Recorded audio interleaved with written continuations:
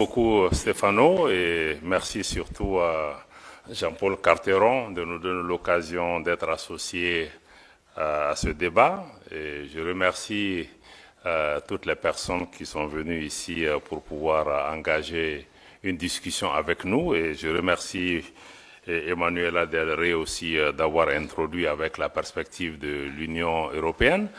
Je pense que ce qui est important pour nous, États du Sahel, avec mon collègue de l'Alliance des États du Sahel, avec mon collègue du Burkina et puis l'ambassadeur du Niger, c'est de pouvoir donner quelques clés de compréhension de ce qui se passe dans cet espace qui lui-même aujourd'hui fait l'objet d'une telle désinformation que les gens n'ont vraiment pas le temps d'essayer de comprendre ce qui est en train de se passer. On est pour, on est contre, on se prononce, on se positionne, mais je pense qu'il faut avoir les clés de lecture qui me semblent être importantes. D'abord, le premier élément, c'est d'abord sur le Sahel, parce que je vois que le titre, c'est les États du Sahel. Il faut comprendre que les États du Sahel ne sont pas que les 3 États du Sahel, ou même ceux qui étaient appelés avant le G5 Sahel, mais que le Sahel comprend du Sénégal jusqu'à la Somalie, et le Maroc, la Libye, d'autres pays font tous partie de ce Sahel où il y a un continuum humain, géographique, géopolitique, etc. Donc il faut comprendre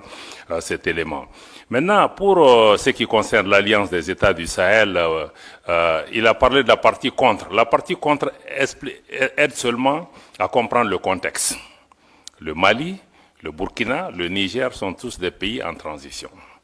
C'est des pays qui ont eu aussi un différend très profond avec le reste des pays de la CEDEAO pour comprendre le sens de ce qui est en train de se passer dans nos États, qui est une crise très profonde qui dépasse juste le label de coup d'État, parce que si on prend le Mali, le Burkina, aujourd'hui, ce sont des pays qui avaient perdu entre 40 et 60% de leur territoire dû à l'insécurité, au terrorisme, à l'intervention de l'OTAN en Libye qui a déstructuré et déstabilisé toute la région. Et ce matin, dans le panel sur la démocratie, on est revenu encore dessus pour dire que oui, mais tout le monde veut la démocratie, c'est une valeur universelle, mais la démocratie ne peut exister que dans un État. Et nous, on n'avait pas d'État. On est en train de construire des États. Et nos interlocuteurs sont en train de préparer des élections. Donc on ne peut pas se comprendre. Donc je pense que ça nous a amené dans un différend extrêmement profond avec le reste de la région et des sanctions ont été imposées à nos pays. Ce qui me semble aussi normal, il ne faut pas qu'on pense que ce n'est pas normal. La CEDEAO a ses règles, nous en étions membres, nous avons accepté ces règles, mais la plupart de ces règles, c'est la suspension de nos organisations quand il y a des changements dits anticonstitutionnels. Mais il y a eu des sanctions économiques et financières qui ont été imposées à ces pays sans aucune base légale. Il n'y a aucun traité, aucun texte de la CEDEAO qui est prévu qu'on puisse fermer les frontières. Jusqu'à demain. J'espère que des juristes pourront nous donner la réponse. On a utilisé l'Union économique et monétaire pour fermer nos banques centrales, pour fermer nos comptes bancaires des États, pour affamer les populations. Dans le cas du Niger, même les médicaments n'étaient pas autorisés. Pourtant, l'article 4 du statut de la Banque centrale indique que la banque ne peut recevoir d'injonction d'aucun autre organe, fût-il l'organe des chefs d'État. Mais ça a été fait. Bon, je pense que ça a été des erreurs qui ont, de mon point de vue, touché à l'ADN même de l'organisation. Parce qu'une organisation qui est faite pour intégrer, si elle commence à désintégrer, elle attaque son ADN. Et ça crée un fossé entre nous. On a essayé d'expliquer à nos amis de la CEDEAO, la suspension ne veut pas dire ostracisme et exclusion. Je suis heureux que ma sœur Barbosa est ici. Elle était ministre des Affaires étrangères de la Guinée-Bissau. La dernière discussion qu'on a eue avec la CEDEAO, c'était justement à Addis Abeba, si je ne me trompe pas, en janvier ou février 2023. On a eu un échange avec elle. Elle était présidente du Conseil des ministres de la CEDEAO. On dit, si vous ne faites pas attention avec la politique des sanctions, on va aller vers une cassure. Parce que même si on est suspendu, il y a un minimum d'engagement. On dit, il faut que l'engagement reste sur 3 questions. 1, si vous discutez des questions qui touchent à nos pays, appelez-nous au moins pour 15 minutes. Écoutez-nous, on quitte la salle. 2, si vous discutez des questions de sécurité, ça ne peut pas se faire sans le Mali, sans le Burkina. À l'époque, on était 3, ministre des Affaires étrangères, le Burkina, le Mali et la Guinée à l'époque. Et le 3e élément, on a dit, s'il y a des questions humanitaires, ça ne peut pas se faire sans nous. Et on nous a dit, mais pourquoi on a demandé ça? On a même accru les sanctions, on a ajouté les ministres des Affaires étrangères et même les chefs d'État. Ça nous a mené à la cassure. Et à partir de ce moment, nous, on a dit, bon, puisque nos chefs d'État sont sanctionnés, les ministres des Affaires étrangères sont sanctionnés, vous avez fermé la porte du dialogue. Donc, vous n'allez plus pouvoir aussi venir dans nos pays, sinon on ne peut pas aller chez vous. Je pense que ce sont ces erreurs accumulées qui nous ont amenés jusqu'à ce que, maintenant, il y a eu le coup d'État au Niger, et la CEDEAO a décidé de faire une intervention militaire. Vous savez que quand on est dans une union, ça veut dire qu'il y a même un pacte de non-agression. On ne peut pas se lever.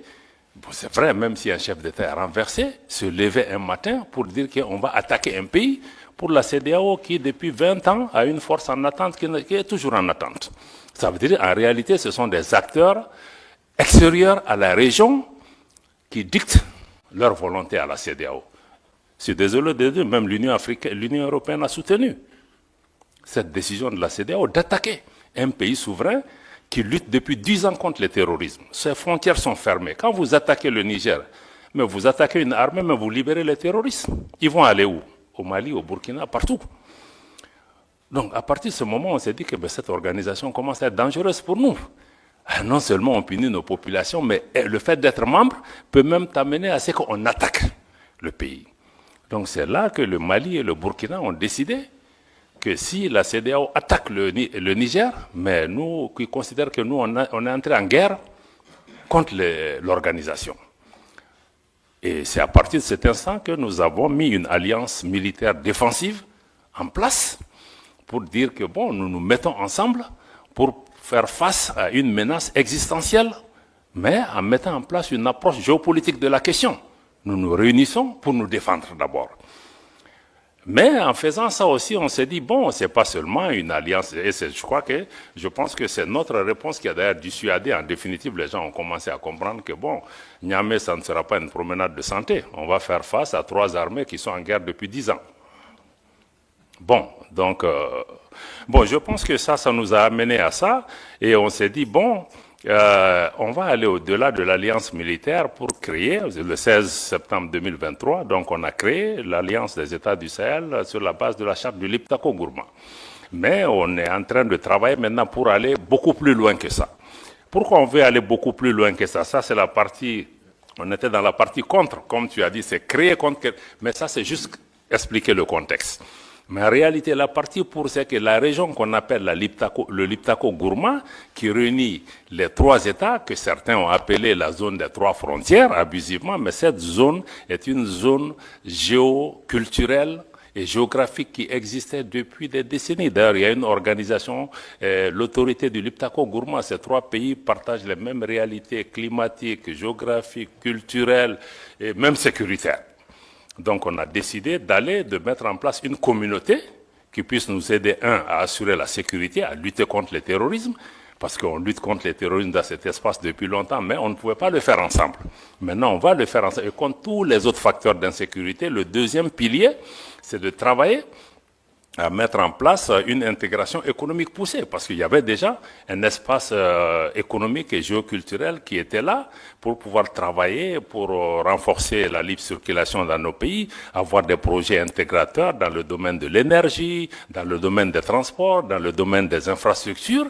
Bon, parce que nos pays sont physiquement aussi liés par beaucoup de réalités qu'on peut, et ces pays regorgent aussi des ressources minières, minéralogiques, de toutes sortes. Ne serait-ce que si on prend les ressources souterraines de cette région, c'est énorme. Personne ne voit le Sahel en tant que source d'approvisionnement de l'Afrique et du monde en ressources en eau.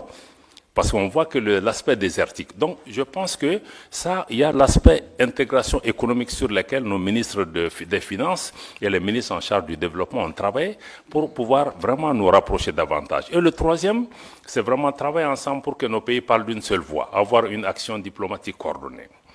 Donc, si on dit donc cet espace économique-là sur lequel on est en train de travailler, je pense que c'est extrêmement important de regarder nos ministres en charge des affaires étrangères ont recommandé au chef d'État d'aller même vers une confédération. C'est-à-dire que une confédération en prélude à une fédération des 3 États, qui se fera par étapes. Pourquoi nous proposons ça? Parce que nous, nos pays, je dois le répéter, la première réponse était peut-être raconte quelque chose, mais quand on a commencé à exister, beaucoup ont dit, même la CEDEAO, les premières réactions, quand on a signé la charte du Liptako-Gourma, c'est que ces pays veulent casser la région. Ils veulent diviser, ils veulent attaquer l'intégration africaine. Mais le Mali, le Burkina, quand vous regardez nos leaders historiques de Modibo Keïta au Thomas Sankara jusqu'à aujourd'hui, mais ces pays restent fondamentalement engagés pour l'intégration africaine. L'article 180 de la dernière constitution du Mali, adoptée l'année dernière, réitère l'attachement du Mali à abandonner tout ou partie de sa souveraineté pour réaliser l'intégration du Mali, de l'Afrique, avec tout État africain. Donc pour nous, notre engagement pour l'intégration et l'unité et l'idéal panafricain reste intact, mais nous trouvons que certaines de ces organisations, de notre point de vue, en tout cas, n'incarnent plus cet idéal. Et qu'il nous faut, à travers l'Alliance des États du Sahel, proposer une alternative. D'avoir une organisation, qui ne soit pas pilotée par l'extérieur, une organisation qui ne devienne pas un danger pour ses membres, pour ses populations. Comment on peut travailler à rapprocher nos populations en mettant en place une autre façon de faire. Je pense que c'est là où il me semble être important que vous compreniez, qu'on soit pour la CEDEAO, pour l'UEMOA, ou comprenez qu'avec l'AES, il y a une nouvelle donne géopolitique qui est là. Que vous l'aimez, que vous ne l'aimiez pas, peu importe. 2.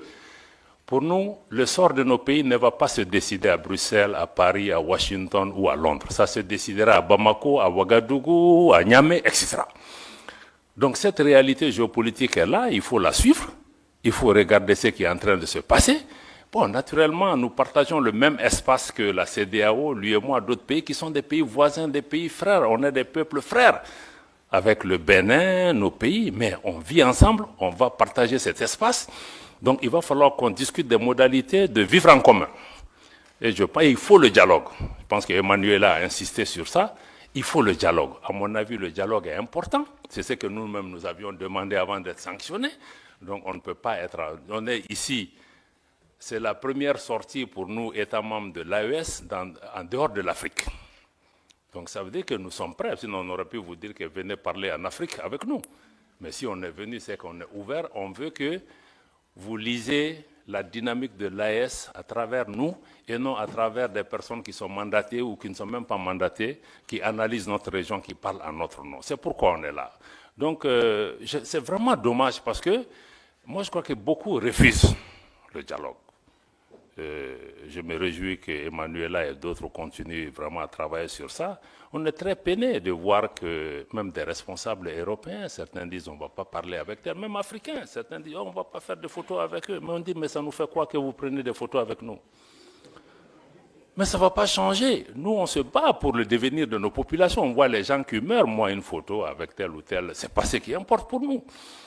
Donc certains vont jusque-là, des pays voisins. Personne, je dis aux gens, personne ne va nous faire déménager de cette région. Que tu prennes la photo avec moi ou pas, mais on sera là. Tu seras là, je serai là. Donc moi je pense que ça c'est important. J'apprends aussi que même des responsables européens disent à leurs gens, non, non, non, il ne faut pas que vous soyez vus avec eux, il ne faut pas que... Mais je crois que c'est de l'enfantillage, parce qu'en réalité, nous on n'a pas de problème personnel avec quelqu'un. On a des différends politiques, on peut parler pour trouver des solutions.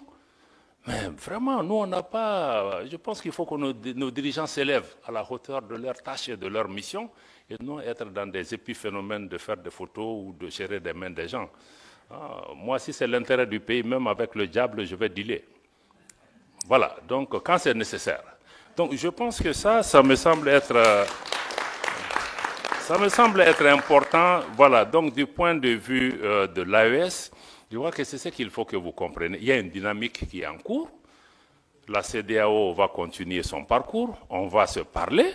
On va identifier des moyens de coexistence pacifique. Surtout, ce qui est important, c'est comment travailler pour pouvoir préserver l'intérêt de nos populations qui vivent dans ce pays. Des pays qui ont toujours été fraternels. Je vous dis que nos populations sont en avance sur nous. Tous les problèmes que vous voyez dans la région, c'est entre les dirigeants. Hein?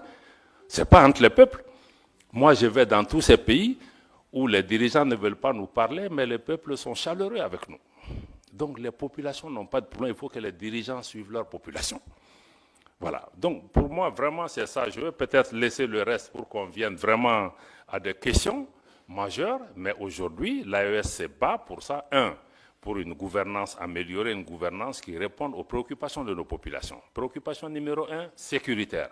Sécuritaire pour reprendre en main nos États. Et ensuite, créer des modèles de gouvernance qui peuvent... 2, mais il faut une économie, il faut une transformation structurelle de nos économies pour que nos économies profitent à nos populations. Parce que toutes ces richesses qui sont là, nous, au État de l'AES, nous voulons désormais discuter différemment avec ces États, parce que les anciennes puissances coloniales ou d'autres, il y avait des donnes qui étaient là. Nous, on n'est plus dans ça. On veut rabattre les cartes pour regarder. On veut naturellement que les partenaires qui viennent gagnent, mais qu'en priorité, nos populations gagnent. Et on sait que les ressources sur lesquelles on est assise nous permettent de discuter d'abord pour que ça bénéficie à nos populations. Si d'autres partenaires en bénéficient aussi, c'est tant mieux.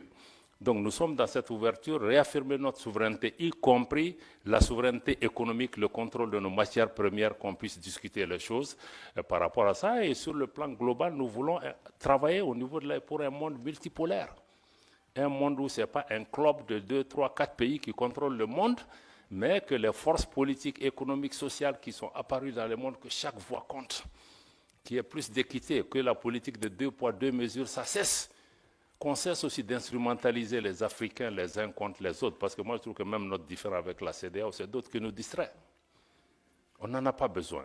Donc je vais vraiment attendre les questions pour pouvoir vous revenir, pour dire qu'encore une fois, si l'AES a été créé dans un contexte pour réagir à quelque chose, aujourd'hui nous sommes dans une dynamique de construction d'une intégration régionale, d'une autre approche à cette intégration régionale, une intégration qui, de notre point de vue, doit être une véritable intégration des peuples et non une intégration d'État ou de chefs d'État. Voilà, c'est vraiment la dynamique que nous partageons avec le Burkina et le Niger. Et aujourd'hui, sur le plan de la sécurité, nous travaillons, il y a des résultats probants sur le terrain. Le Mali, aujourd'hui, après 10 ans de présence étrangère, a aujourd'hui le contrôle de l'ensemble de son territoire national. Et la reprise de Kidal, il y a quelques mois, est un exemple concret. Et il y a beaucoup de Kidal qui vont se passer aussi sur le terrain, dans notre espace. Nous souhaitons que vous soyez des observateurs objectifs avisés et que vous regardez comment vous engagez avec cet espace. Avec tout ça, nous allons avancer. Il faut que les gens aussi comprennent ça. Si les Européens ne sont pas là, les Chinois seront là, les Russes seront là, les Australiens seront là. Aujourd'hui, là, on est marié à personne.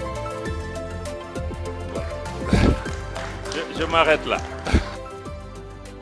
Merci beaucoup.